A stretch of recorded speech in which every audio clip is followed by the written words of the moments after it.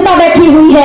आज मध्य प्रदेश के लोग जानना चाहते हैं कि पिछले वर्ष जो निर्माण हुआ महाकाल मंदिर का, उज्जैन में महाकाल लोक का निर्माण हुआ, हजारों करोड़ रुपए फूंक करके मूर्तियां बनाई गई, हजारों करोड़ रुपए की लागत से कहा गया हजारों करोड़ रुपए, मगर हजारों करोड़ रुपए लगाए नहीं गए। विचार करना होगा कि वो कहां गए। 1000 करोड़ की लागत लगा करके महाकाल लोक का निर्माण किया और एक जरा सी आंधी आई, एक आंधी को भी वो मूर्तियां सह न सकी, वो खंडित हो गई। भाइयों बहनों, विचार कीजिए, भ्रष्टाचार करने में जिन्होंने धार्मिक हमारे स्थानों को नहीं छोड़ा, भगवानों को नहीं छोड़ा, वो आम जनता के अधिकारों में मिलने वाले फंड के पैसे का कैसा दुरुपयोग करते हैं। आप विचार कीजिए। और यह एक प्रमाण है, मध्य प्रदेश की जनता आगामी चुनाव में जवाब देगी, क्योंकि हम भूले नहीं हैं व्यापम घोटाले को, हम भूले नहीं। माननीय मुख्यमंत्री जी, खूनी घोटाला था वो, उसके लिए जनता जवाब क्या मांगेगी आपसे। हम भूले नहीं मंदसौर में जो किसानों के ऊपर गोलियां चलाई गई, किसानों के अधिकारों की जो हनन किया गया, हम वो भी नहीं भूले, जनता भी नहीं भूली है। बड़े बड़े घोटाले, भर्तियों में घोटाले, स्वास्थ्य शिक्षाओं के प्रति घोटाले। हम तो सीएम राइज स्कूल बना रहे हैं, बड़े बड़े स्कूल बनाने का दावा करते, विज्ञापन में लाखों रुपए फूंक दिए गए। वास्तविक स्थिति क्या है?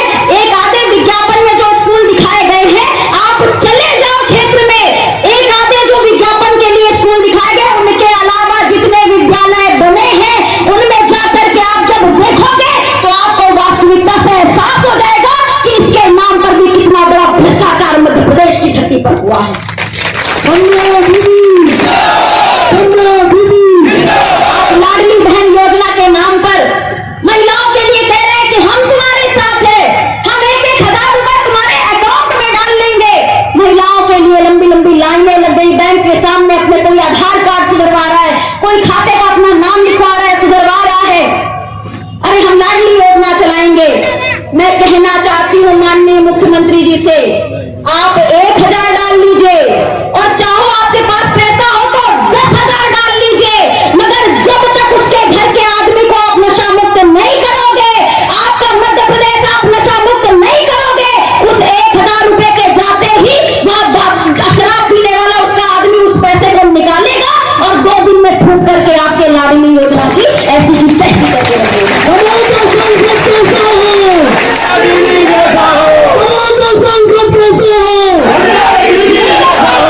सुरक्षित नहीं रह सकती बेटियां सुरक्षित अगर आपने प्रदेश को नशा मुक्त घोषित नहीं किया, आपने प्रदेश को अपराध मुक्त घोषित नहीं किया। अपराधियों को संरक्षण, माफियाओं को संरक्षण और बातें कि हम 10 फीट नीचे जमीन के अंदर गाड़ देंगे।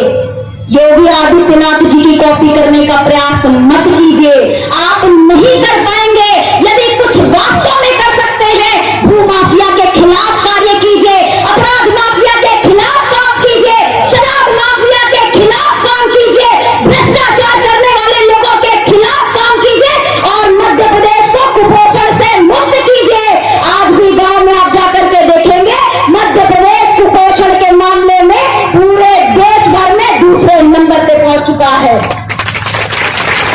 कुपोषण बढ़ता चला जा रहा है, कौन इसके प्रति जिम्मेदार होगा? गौ अभ्यारण्य के लिए भारतीय शक्ति चेतना पार्टी के कार्यकर्ताओं ने अभी कुछ ही दिन पहले यहां पर ज्ञापन जगह जगह पर सौंपे।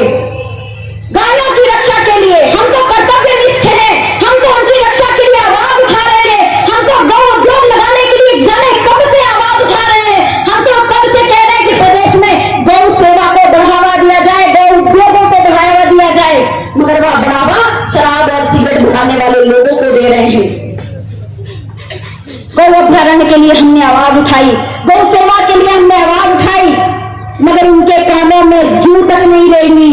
मगर जब चुनाव आएगा भाइयों बहनों, तो उनकी घोषणा पत्र को उठा के देखना, उनकी सभाओं में की हुई, रैलियों में किए हुए वादों को जरूर सुन लेना।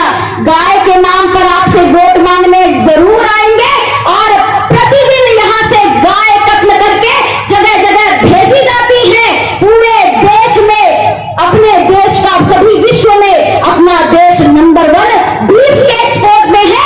शर्म आनी चाहिए चाहिए इन राजनेताओं को कि जिन गौ माता की हम सेवा करते हैं उनको काट काट करके खुद तो मांस का भक्षण देश में करवा ही रहे हैं, दूसरे देशों में भी गाय के मांस को भेजा जा रहा है।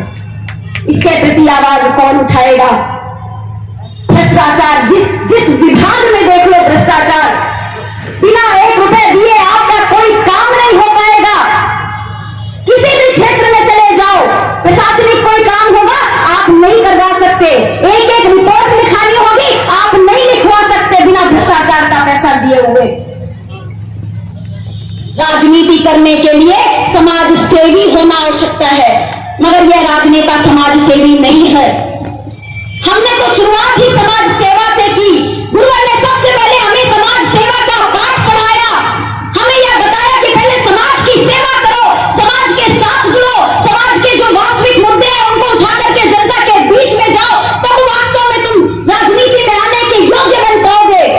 25 वर्षों से हमने समाज के सेवा के कार्य किए और फिर जब लोगों के बीच से आवाज उठने लगी कि हमें अब तीसरा विकल्प चाहिए, हम कब तक इन भ्रष्ट राजनेताओं के, इन शराब माफियाओं के संरक्षण में चलने वाली सरकारों के पीछे चलेंगे, तब भारतीय शक्ति चेतना पार्टी का गठन भ्रष्टाचार मुक्त, अपराध मुक्त, भयभूत भ्रष्टाचार से मुक्त समाज को एक सुंदर व्यवस्थित समाज देने का संकल्प लेकर के किया गया।